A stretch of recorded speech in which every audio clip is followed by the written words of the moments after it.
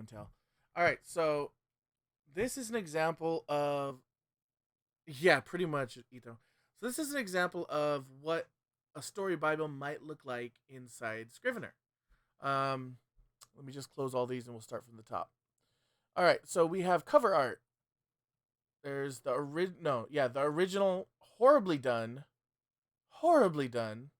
cover that I actually paid money for, believe it or not. Okay, it wasn't much money; it was like $15, but still. This is version 2, much better. Um, this is the main character here, and it fits the world a lot better.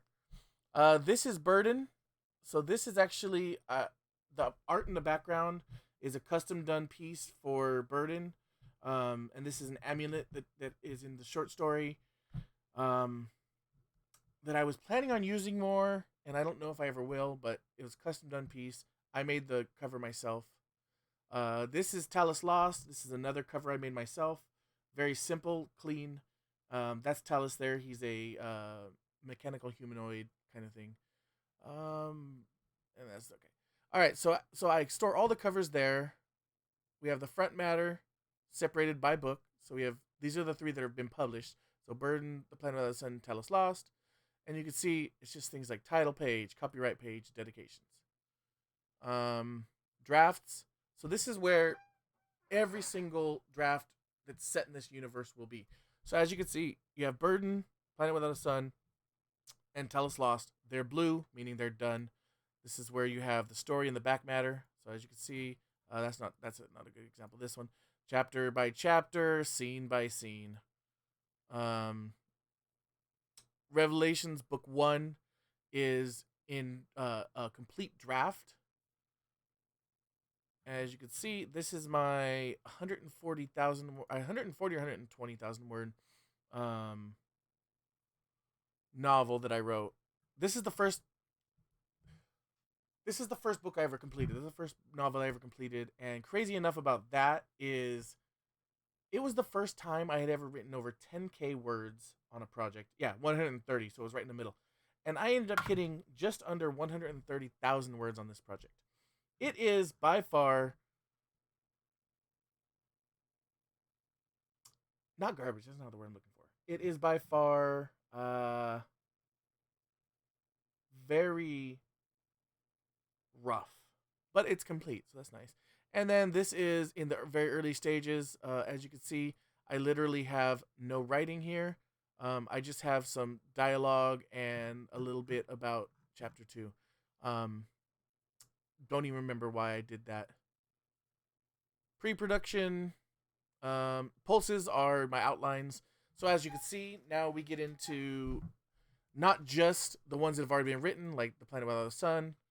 You can see the pulses here. Why that's linked to something, I don't know. And you can see like this one is pulsed out to chapter 3 only. Talus Lost, pulsed out. Meeting Al. This is another short story that is pulsed but not written. And then these last 2 are kind of interesting. So the Mystic's Awakening is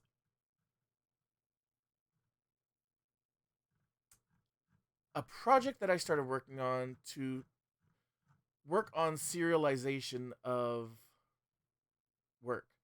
Um, and as you can see, I got pretty far. Looks like I got to part 4 out of 6, and I do have somewhere there's a overtop view of all of this.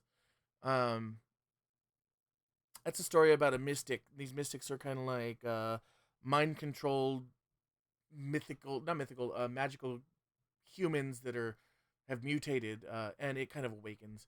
And then this last one, I had an inspiration for a novella in the same world, with the granddaughter of the character from The Planet Without a Sun, and this is basically the pulses that I've come up for them. All right, next, and some people find this very impressive, others not so much. I have the character logs or click characters. So as you can see, I have them split between books, um, and protagonist versus antagonist, and then other, and others just usually like characters that are like neither, and they just kind of have like very easy done things. However, Oh, okay, this is the old format. I'll have to show you guys the new format. But for now, you can see I'm pretty extensive on my character development. And if you look down here, I even sometimes, not always, have origins. Um, so it's the comedy of Era's father to the twin brothers Antipholus and Ephraim in the comedy of errors. There you go. That's where his name came. That's where his name came from. So none of these characters have the new one. So you get the idea though there. And then did I do it for these? Nope. So these I literally have not fleshed out because this is my newest one I was working on here. I'll show you my other character, the way other way I do characters in another story Bible in a second. Places. Um, yeah, this is Sinesol the planet. Things. So this is like the sun dust, which is part of the world. You know, Tomasi, it's taken me a lot to get to this point. But I highly suggest taking the time to do it if you're um, serious about writing in the same world for multiple things. If you're just writing in the same world for one book, you don't need to do any of this. But if you have plans to write, different generations or even different series within the same characters, definitely do something like this. So Sundust explains what it is. Channeling is the magic, the machines, the Astrum aggregates, which are like stones, steam powered stones. Origins, yeah, and then finally these are notes that these are like early notes a lot of times. So these are like things that okay, so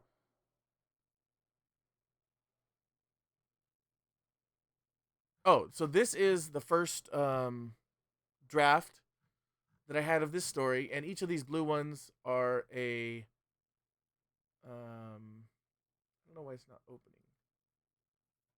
They are supposed to be a comment, but I'm not sure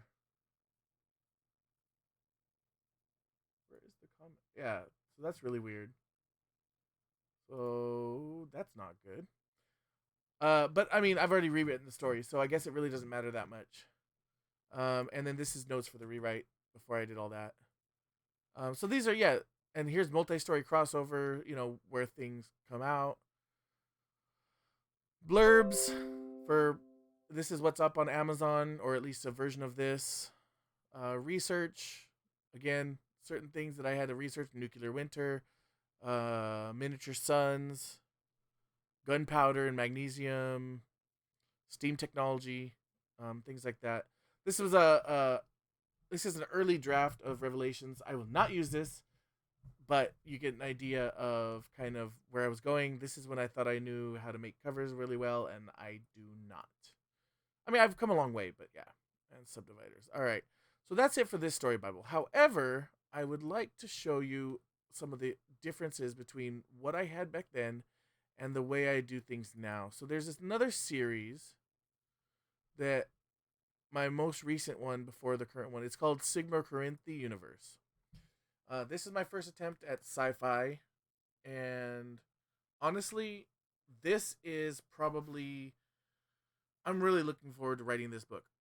So as you can see, this is a universe Bible, but there's only one book right now. This is all my writing. So this book actually has, as it loads, 35,000 words right now. And that's about 2/3 of the way through. But what I actually wanted to show you, and these are the pulses down here. All right, Tomasi, thanks for stopping by and thanks for hanging out. And feed me while you're at it. Let's see. See ya. So yeah, so this is how I write character bios now. This is an image that I found on Pinterest, and as you can see, basic information up here, characteristic, archetypes. I'm very big on archetypes. Yeah, we'll talk, Tomasi. It'll be really soon, I promise. We'll talk in Discord. And then I have 3 positive traits, 2 negative traits. Occupation. full basically the story that they are at the time of the story starts, their background, any important information that I come up with, physical descriptors. So here's physical profile, and then also we have a personality profile, and then some other information like again, this is where the name came from. So these are planets, magic system. But okay, so and then one other category that I do use, if you look down here, I do have unused sections. So these are big sections of text that for whatever reason I cut out of the draft. Of course, keep those, never throw them away. And that's it. So